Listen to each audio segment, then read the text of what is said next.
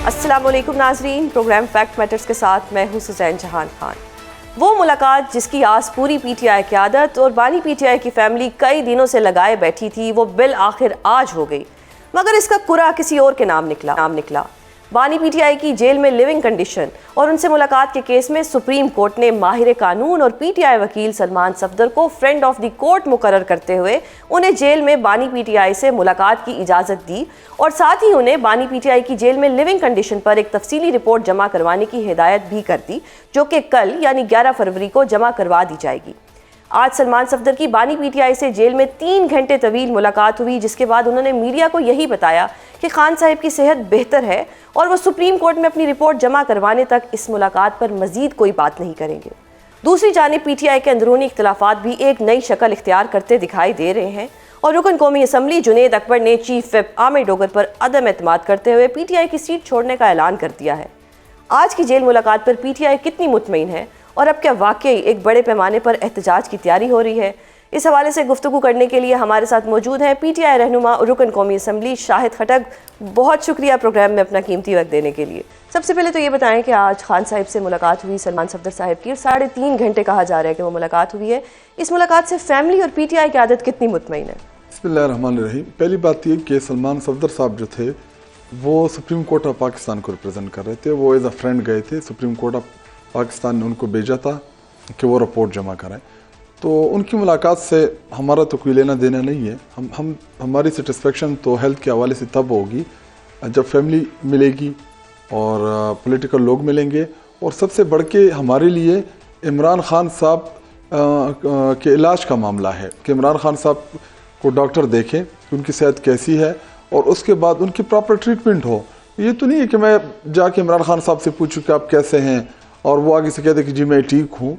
तो वो तो आपको पता है कि इमरान खान साहब, आप इस मुलाकात को ऑन नहीं कर रहे। देखिए अभी वो हमारी मुलाकात तो नहीं है ना, वो तो सुप्रीम कोर्ट ऑफ पाकिस्तान ने की। हमने जाके उनसे पूछा, उन्होंने कोई जवाब नहीं दिया। तो आपकी पार्टी की देखिए हमारे वकील जरूर हैं केसेस में, इमरान खान साहब के वकील जरूर हैं केसेस में, लेकिन जब सुप्रीम कोर्ट ऑफ पाकिस्तान आपको एज अ नुमाइंदा भेजे, देखिए सलमान सफदर साहब बड़े ग्रेसफुल और वो बड़े नामवर वकील हैं, तो उनको अगर कोई जिम्मेदारी मिलती है तो बड़ी ईमानदारी के साथ वो फुलफिल करेंगे।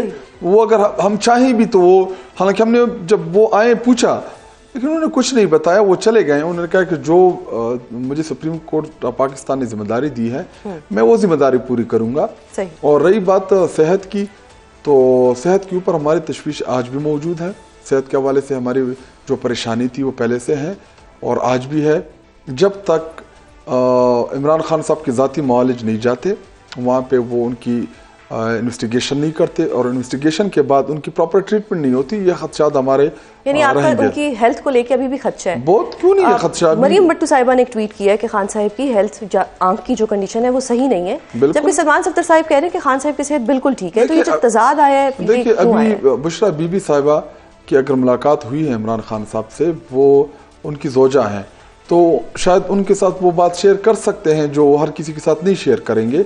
तो इमरान खान साहब तो क्रिकेटर रहे हैं, वो आपको पता है एथलीट है, और एथलीट जो है वो मैदान में आपको कभी नहीं कहेगा कि मैं ज़ख्मी हूँ या मैं बीमार हूँ। तो इमरान खान साहब तो क्रिकेट के ज़माने से भी अगर उनको किसी बड़े मैच में, वो जब मैच खेलते थे तो अगर उनको कोई भी इंजरी आती वो कहते नहीं मैं ठीक हूँ, क्योंकि वो अपने मुखालिफ को कभी कमज़ोरी नहीं देता। तो इमरान खान साहब जो हैं उनकी आंख में अगर इन्फेक्शन है, जो भी इशू है, तो जब तक प्रॉपर डॉक्टर नहीं जाएंगे, उसकी इन्वेस्टिगेशन नहीं होगी, उसकी ट्रीटमेंट नहीं होगी, तो हमें तो कोई सेटिस्फेक्शन नहीं मिलेगी। तो सर क्या सलमान सफदर साहिब से पीटीआई की आदत ब्रीफिंग लेगी ओवरऑल कंडीशन के बारे में? अभी देखिए नहीं पता कि सुप्रीम कोर्ट ऑफ पाकिस्तान को रिपोर्ट जमा करने के बाद वो बता सकते हैं, नहीं बता सकते, कानूनी मामला है। क्योंकि सुप्रीम कोर्ट ऑफ पाकिस्तान ने इतना बड़ा एतमाद किया उनके ऊपर कि उनको भेजा एज अ फ्रेंड, अपना फ्रेंड बना के, अपना दोस्त बना के भेजा जेल। तो अभी मुझे नहीं पता कि कानूनी तौर पे क्या इसके कानूनी इसकी हैसियत होगी। यानी कि पिटीशन किसी और वकील ने की थी, लतीफ़ खोसा साहिब ने, लेकिन friend of the court Salman Safdar Sahib को बना के अभी वकील थे वहाँ पे, सलमान राजा साहब भी थे, लतीफ़ खोसा साहब भी थे, हमारे दीगर वकील भी थे, नईम पंजोता साहब, इंतजार सारे मौजूद थे। तो अगर वहाँ पे उन्होंने उसको सेलेक्ट किया सलमान सफदर साहब को और उनके ऊपर इत्मीनान किया सुप्रीम कोर्ट ने, तो अभी ये वही बेहतर समझते हैं। मीडिया पे एक और खबर गर्दिश कर रही है कि सलमान अकरम राजा साहब से सलमान सफदर साहब ने अपनी गाड़ी में मुलाकात की है और खान साहब का कोई पैगाम भी दिया है।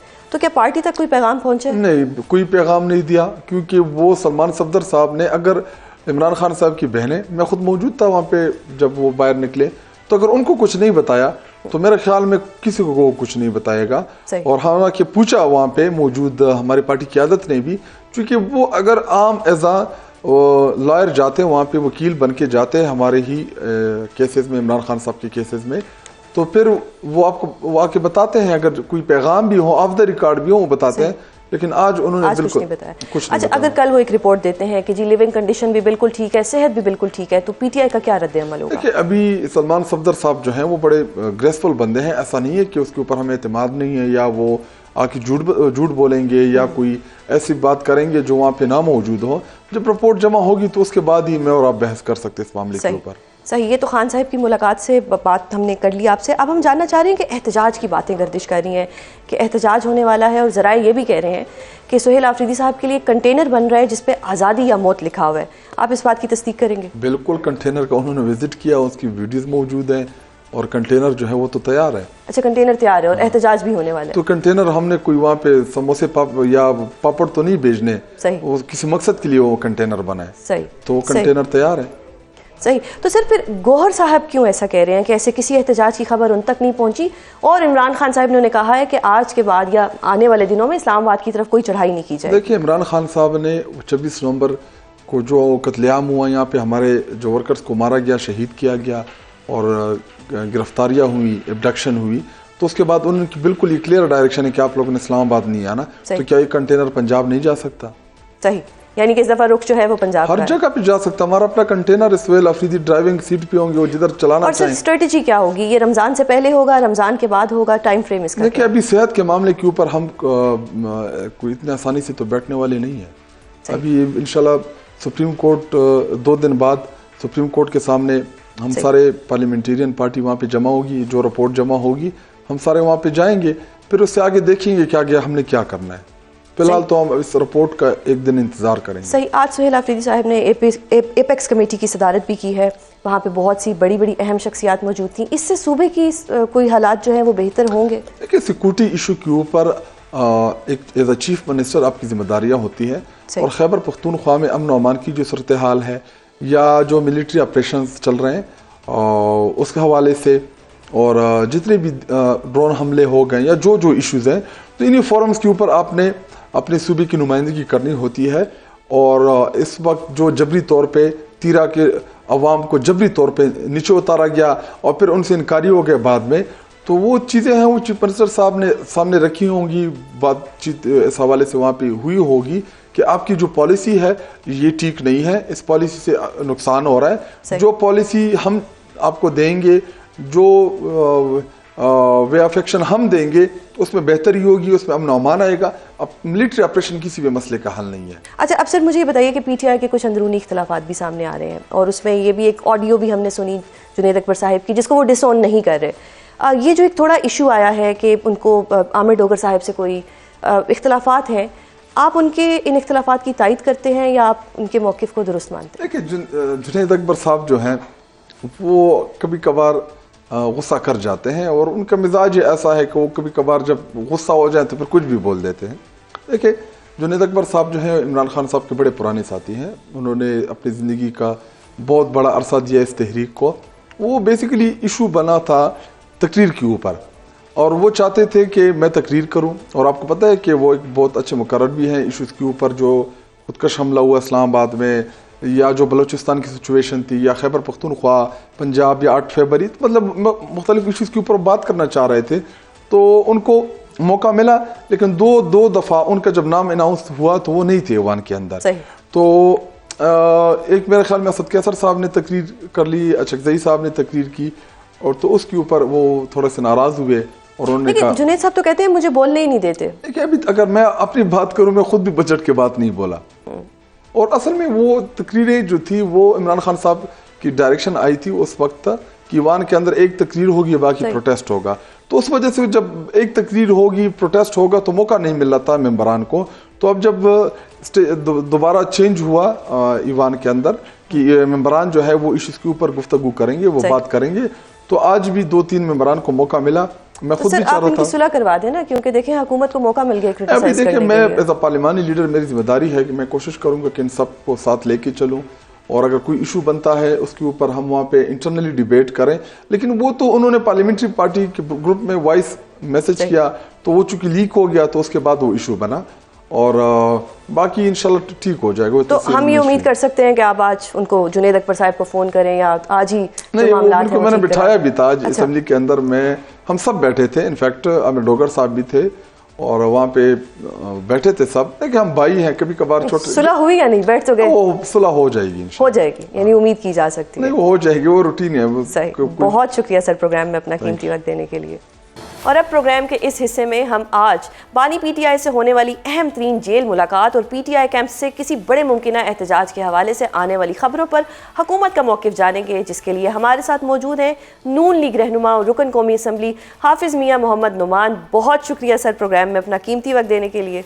आज की जो एक नई ताज़ा डेवलपमेंट हुई है वो यही हुई है कि सलमान सफदर साहिब की सुप्रीम कोर्ट के अहकामात पे इमरान खान साहिब से 3 घंटे की मुलाकात हुई है। इस पर हुकूमत का क्या मौक़िफ़ है?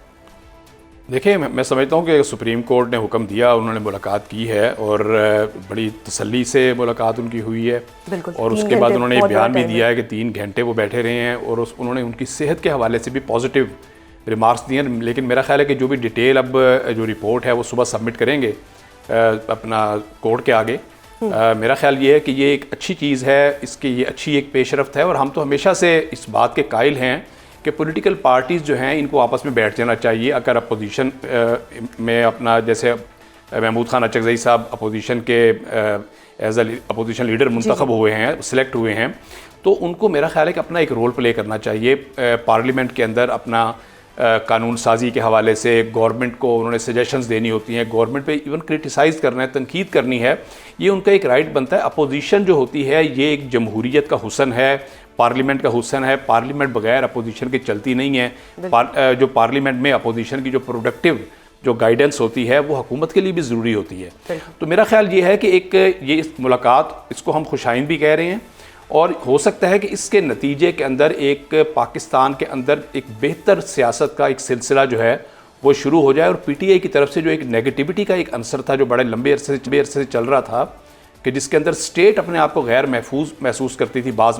दफ़ा इनकी स्टेटमेंट्स की वजह से और इनके कुछ एक्शंस की वजह से, मेरा ख्याल है कि इसमें अब कुछ थोड़ा बहुत फ़र्क आने के चांसेस हैं। अच्छा, आपको ऐसा लग रहा है कि फ़र्क आने के चांसेस है? शायद खान साहब ने कोई पॉजिटिव मैसेज दिया होगा सलमान सफदर साहब को, इसलिए आपको लग रहा है कि कुछ पॉजिटिविटी हो सकती है? देखिए, एक तो ये है कि 2-3 चीज़ें बड़ी खुशाइंद हुई। एक तो जैसे मैंने अभी बताया कि महमूद खान अचकज़ई साहब की बहसियत अपोजिशन लीडर जो अपॉइंटमेंट हो गई है वो एक अच्छी चीज़ है। वो एक सीजनड आदमी है और हम महसूस करते हैं कि उनके अगर वो आज अपोजिशन को लीड करते हैं तो जिस तरह इनकी जो सियासत पिछले अदवार में रही है पीटीआई की ख़ास तौर पे, कि अवामी अमलाक को नुकसान पहुँचाना, शुहदा की यादगारों पे हमले, तनसीबात पे हमले और जिस तरह मरने मराने की बातें करना, मेरा ख्याल ये है कि अगर आज ये अपोजिशन जो है पार्लियामेंट के अंदर अपोज करती है हुकूमत को, या वो कोई एहतजाजी तहरीक भी चलाते हैं, तो अगर वो गारंटी देते हैं कि हम अवामी अमलाक को नुकसान नहीं पहुँचाएंगे, तो मेरा ख्याल ये है कि गवर्नमेंट को फिर कोई हेजिटेशन नहीं होगी कि सियासत करना और एहतजाज करना और एक कानून के दायरे में रह के,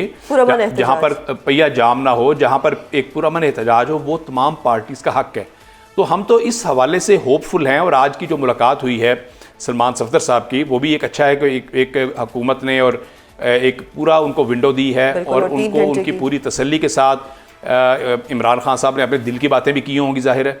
तो मेरा ख्याल ये है कि हम तो इस हवाले से कह रहे हैं कि ये एक पॉजिटिव जेस्चर है। सही, लेकिन सर मुलाकात तो सुप्रीम कोर्ट ने कराई ना, हुकूमत ने तो नहीं कराई। हुकूमत के तो वो पहले भी कहते रहे हैं कि हुकूमत नहीं मुलाकात होने देती, हम हाई कोर्ट के अहकामात लेके जाते हैं, फैमिली कहती है बार बार जाते हैं, वकला कहते हैं हम बार बार जाते हैं, मुलाकात नहीं होने दी जाती। लेकिन क्या अब हर दफ़ा सुप्रीम कोर्ट को इंटरवीन करना पड़ेगा मुलाकात के लिए? देखें, ये सिलसिला एक देखें जो मैनुअल एक होते हैं, जो क्योंकि इमरान खान साहब एक सज़ा याफ्ता शख्सियत हैं, इस वक्त उनको सज़ा हो चुकी हुई है, उनका वो अंडर ट्रायल तो हैं कुछ केसेस में, लेकिन उनको कुछ केसेस में सज़ा भी हुई है। अब उसके लिए जो भी जेल मैनुअल है, जो भी SOPs हैं, वो तो एक मौजूद हैं, लिखे पढ़े मौजूद हैं कि कैसे उनकी मुलाकात हो सकती है और कैसे नहीं हो सकती। लेकिन असल चीज़ क्या आती है, आपने देखा कि माजी में उनकी मुलाकातों के नतीजे के अंदर जो पीटीआई ने जिस गैर जिम्मेदारी का मुजाहरा किया और जिस तरह इंडियन चैनल्स के ऊपर इन्होंने इंटरव्यूज़ दिए, इन्होंने इंटरनेशनल जो मीडिया जो कि पाकिस्तान की के वजूद का मुखालिफ है, उनको जिस अंदाज़ के अंदर इन्होंने IMF को खतूत लिखे, लेटर्स लिखे कि पाकिस्तान की इमदाद बंद कर दे, जिस लेवल पर इन्होंने इज़्तिराब का, एंग्जाइटी का इजहार किया।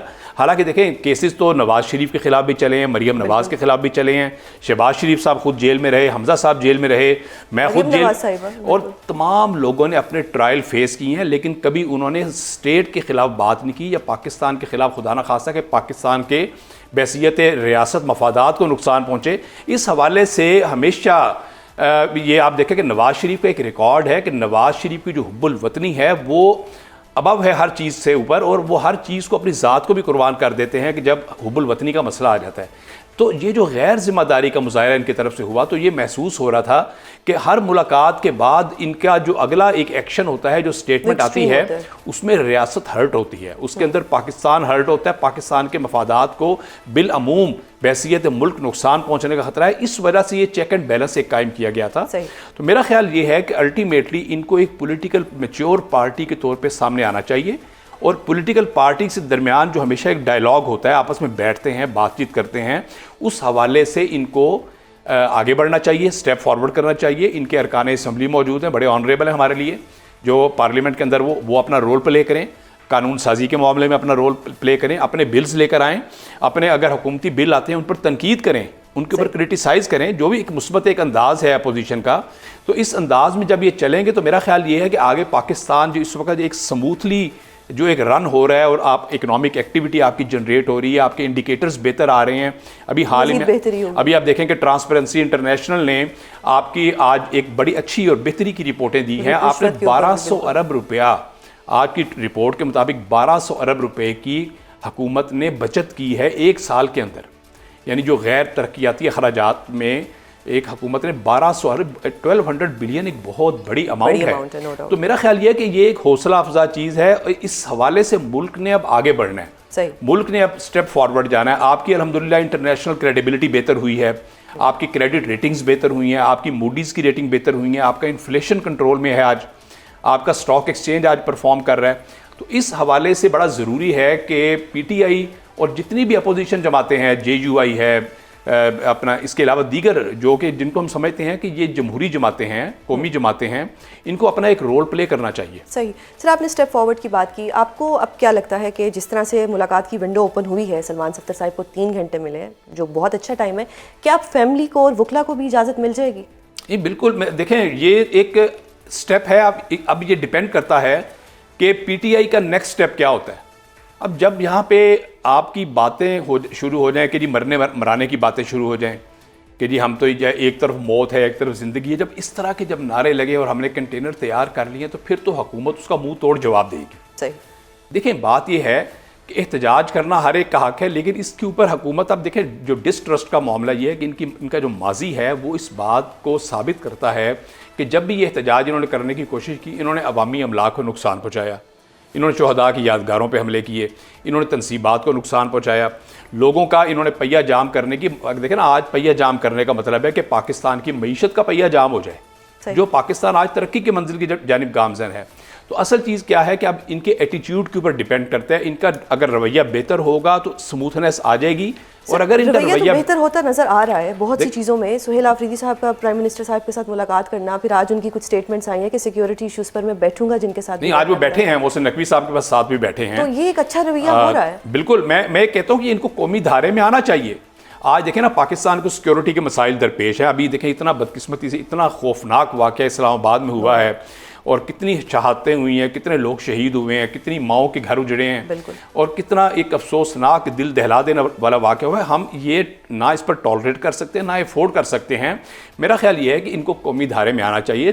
2700 किलोमीटर लंबा बॉर्डर जो है आपका और अफ़गानिस्तान का एक साझा मौजूद है। आज अगर KP गवर्नमेंट और वफाकी हुकूमत और तमाम सूबे एक पेज पे आ जाते हैं दहशतगर्दी के ख़िलाफ़, तो मेरा नहीं ख्याल कि अफगानिस्तान के हुकूमती लेवल पर या किसी पर जुर्रत है कि वो इस तरह खुदा न खास्ता कोई टेरर एक्टिविटी को वो प्रमोट करने दें, वो ऑटोमेटिकली वो रिड्यूस हो जाएंगे। हमारी अपनी यूनिटी का आज देखें पूरी कौम महसूस करती है कि PTI गवर्नमेंट जो KP के अंदर है वो कौमी इदारों से ताउन नहीं कर रही। जो कि खुद अपना 12 साल से वो आज गवर्नमेंट के अंदर है और उनका सूबा सबसे ज़्यादा बदअमनी का शिकार है, तो क्या उनकी जिम्मेदारी नहीं बनती कि अपने सूबे पर पूरा कंट्रोल करें? कमेटी का इजलास हुआ है जिसमें वज़ीर आला साहब भी शरीक हुए, कोर कमांडर पेशावर भी थे, तो चीज़ें, मोहसिन नकवी साहब भी थे, चीज़ें तो बेहतरी की तरफ जा रही हैं ना? जी बिल्कुल, हम समझते हैं कि चीज़ें बेहतरी की तरफ जा रही हैं और जानी चाहिए। सही।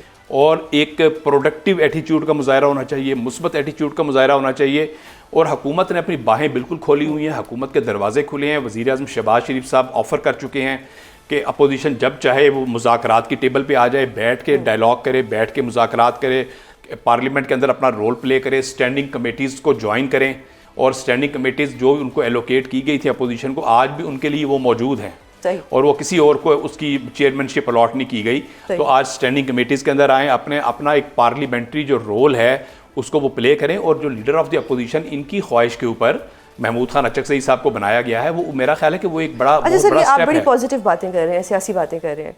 इसका एक रीज़न ये भी है कि आपकी जमात जो है पुरानी जमात है, आप एक पुरानी जमात से ताल्लुक़ रखते हैं। अगर इन सबको या कुछ पार्लियामेंटेरियंस को इमरान खान साहब से मुलाकात करने दी जाए तो शायद ये भी कोई अकल वाली बातें करें जैसी आप कर रहे हैं कि वापस में आके जो इस्तीफ़े दिए हैं वापस कमेटीज़ में आके बैठे, तो चीज़ें तो फिर बेहतरी की तरफ जा सकती हैं। बट आपको एक दफ़ा मुलाकात करवानी होगी क्योंकि हर एक को अपने लीडर से इंस्ट्रक्शंस तो लेनी होती हैं। देखिए, ये सबसे पहले तो जो इनके अंदर अपने अंदर एक डिस्पैरिटी और एक कन्फ्यूजन है ना, उसको ख़त्म करने की भी ज़रूरत है। ये पहले अपनी चारपाई के नीचे डांग फेरें, वो क्या कहते हैं ना, अपनी मंजी के थल्ले डांग फेरना, पंजाबी में कहते हैं।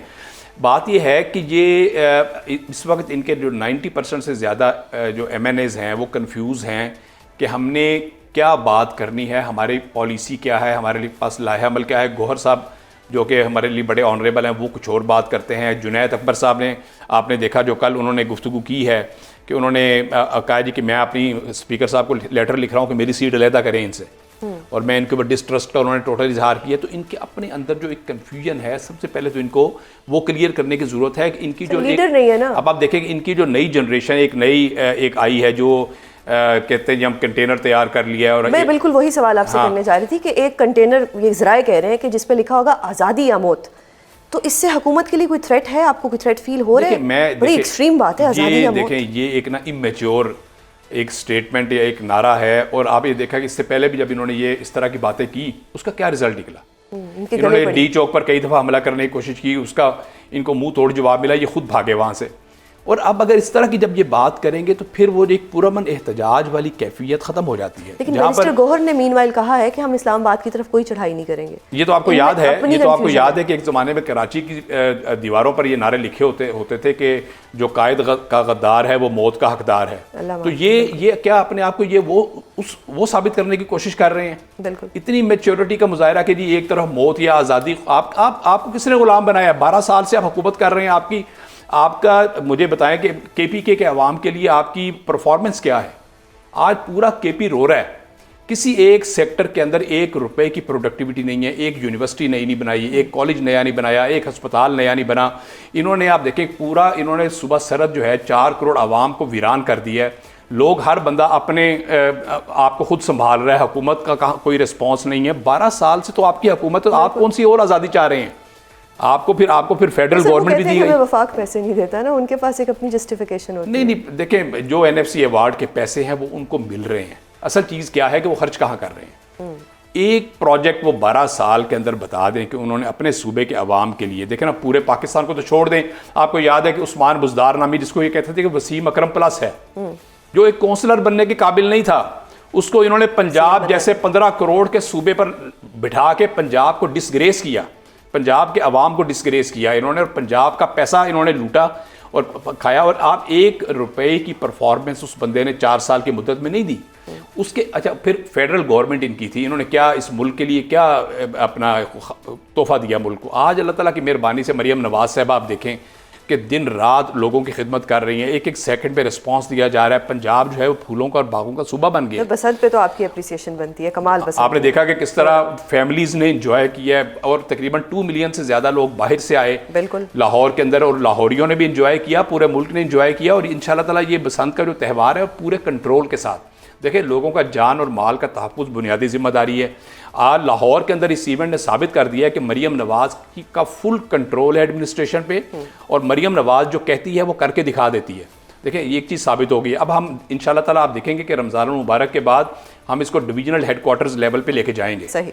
और इंशाल्लाह इसको डिस्ट्रिक्ट लेवल पर भी लेके जाएंगे ताकि पूरा पंजाब इक्वली इंजॉय करे, फैमिलीज बाहर आएँ, फैमिलीज को एक अच्छी तफरीह मिलनी चाहिए, हमारे बच्चों को तफरीह मिलनी चाहिए। अब रुख करेंगे क्रिकेट के मैदान का, जिसके लिए हमें ज्वाइन किया है senior cricket analyst doctor Numan Niaz ने। बहुत शुक्रिया सर प्रोग्राम में अपना कीमती वक्त देने के लिए।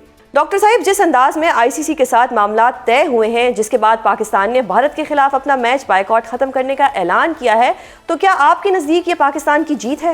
ये जी सिर्फ पाकिस्तान के लिए बड़ी चीज नहीं है, ये इंटरनेशनल क्रिकेट कम्युनिटी के लिए बहुत बड़ी चीज है। और बाय टेकिंग दिस डिसीजन और जो इसकी आउटकम हुई है, पाकिस्तान ना सिर्फ के जियोपॉलिटिकली और रीजनल आपको स्ट्रेंथ नजर आएगी और आपको नैरेटिव बिल्डअप होता नजर आएगा the way they had stood in solidarity with Bangladesh, but उसके अलावा जो इंटरनेशनल क्रिकेट की फॉल्ट लाइंस थी उसको आइडेंटिफाई किया और जो आईसीसी की एक एक्सप्लिसिट किस्म की लीनिंग नजर आती थी टुवर्ड्स बीसीसीआई, और बीसीसीआई ने जिस तरह हेगेमोनिक उनकी प्रेजेंस है और जिस तरह उन्होंने हॉस्टेज रखा हुआ था इंटरनेशनल क्रिकेट को, तो बाय डूइंग दिस पाकिस्तान ने अपने लिए इतना कुछ नहीं मांगा जितना कि उन्होंने बांग्लादेश के लिए मांगा। और सपोर्ट की एक प्रिंसिपल स्टैंड था, क्योंकि सरासर पॉलिटिकल पैराडाइम में ज्यादती हुई थी बांग्लादेश के साथ। तो आपकी रीपोजिशनिंग हो गई है as a major cog in cricket जो है एडमिनिस्ट्रेटिव स्पेस, और मैं ये समझता हूँ कि ये एक ऑल विन विन हुई है फॉर पाकिस्तान। फिर आपने एक्सपोजे किया है बीसीसीआई का, जिस तरह वो पोलिटिसाइज कर रहे हैं क्रिकेट को, और जिस तरह वो पीछे भी उन्होंने एशिया कप में जिस तरह ट्रॉफी नहीं ली, डिमीन किया एसीसी के प्रेसिडेंट को ऑफिस, उसके अलावा जिस तरह उन्होंने हैंडशेक नहीं किया, सिंबॉलिक वो जो सिंबलिज्म है वो ऑप्टिक्स बहुत ख़राब गई। हालांकि वो आईसीसी के फ्रेमवर्क में पेनल्टी नहीं आती थी, पर सूर्या कुमार यादव ने जिस तरह पॉलिटिकल स्टेटमेंट्स दी थी, आर्मी की बात की थी पोस्ट मैच इंटरव्यू में एशिया कप में, तो उसके बाद मुस्तफीज के साथ टिपिकल पॉलिटिक्स हुई कि बीसीसीआई ने ये जानते हुए कि उन्होंने अपना एक नैरेटिव बिल्ड करना, आसाम में इलेक्शंस हैं, उन्होंने बीसीसीआई को कंपेल किया कि वो केकेआर को कोर्स करें, और कोर्जन के साथ उन्होंने उसका टर्मिनेट कराया कॉन्ट्रैक्ट पे, थ्रेट्स दिए उनके कुछ स्टेक होल्डर्स ने, पॉलिटिशियंस ने, जहाँ से क्लियर हो गया था कि सेफ्टी नहीं है। और अनफॉर्चुनेटली जो जय शाह के वालिद हैं अमित शाह, जो कि होम मिनिस्टर हैं इंडिया के, वो वाहिद हैं जो कि इवन जो बंगालीज विद इन इंडिया रहते हैं, इंडियन टेरिटरी, जो इंडियंस हैं, उनको भी वो घुसपैठिया कहने में मतलब वो कोई ऐसे उनको कोई रिलक्टेंस नहीं होती। तो ये जो मेजर बोर्ड्स थे, regardless of the cricketing pedigree, Pakistan बड़ी एवरेज टीम है आजकल, नंबर 7 पे आईसीसी रैंकिंग्स में, लेकिन जो आपकी ब्रांड इक्विटी है वो एक और चीज़ एक्सपोज हुई कि जी पाकिस्तान के बगैर आईसीसी का जो इकोनॉमिक इकोसिस्टम है वो डिरेंज क्या है, वो गिर जाएगा। तो ये सारी चीज़ें इन द एंड जो है वो पाकिस्तान को विंडिकेट भी करती हैं। एक ब्रिलियंट, मैं तो समझता हूँ मास्टर स्ट्रोक था, और आपने टाइमली डिसीजन भी वापस लिया। मैं 2-3 जब से ये हुआ था मैं कह रहा था कि मैच होगा, बट उसके कॉनोटेशंस क्या होंगी और उसके आउटकम और रिपरकशंस क्या होंगे। तो I think that has been brilliant. सही। डॉक्टर साहब, जिस तरह से पाकिस्तान ने एक स्टेप लिया और सपोर्ट किया, आपको लगता है कि बांग्लादेश को आईसीसी अब स्पेस देगा जैसा कि एलामिया में लिखा गया है?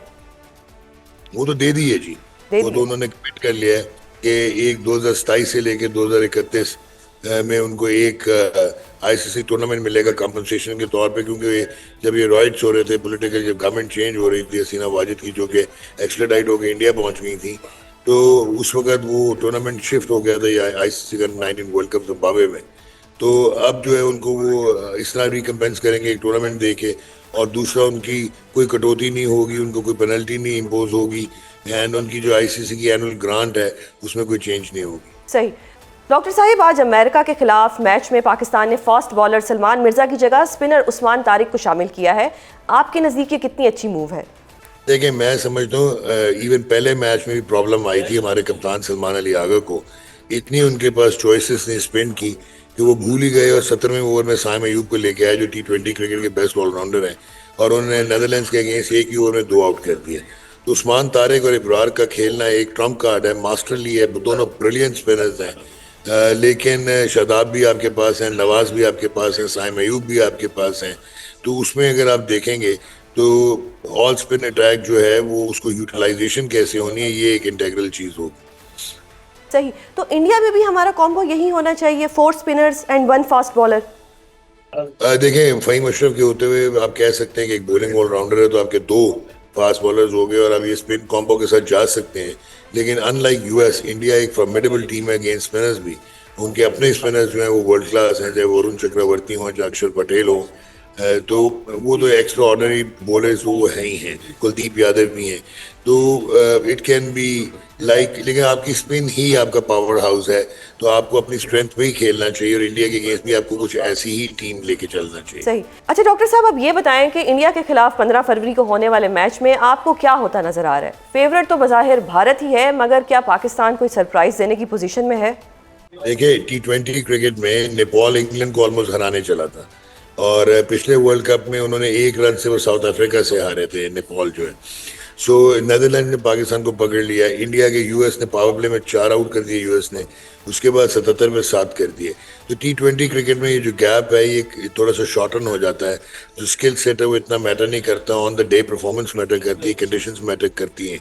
और एक आधी कैमियो आपकी एक टीम की तरफ से हो जाए और एक आधा अच्छा स्पेल लग जाए तो मैच का जो है वो जाविया ही बदल जाता है।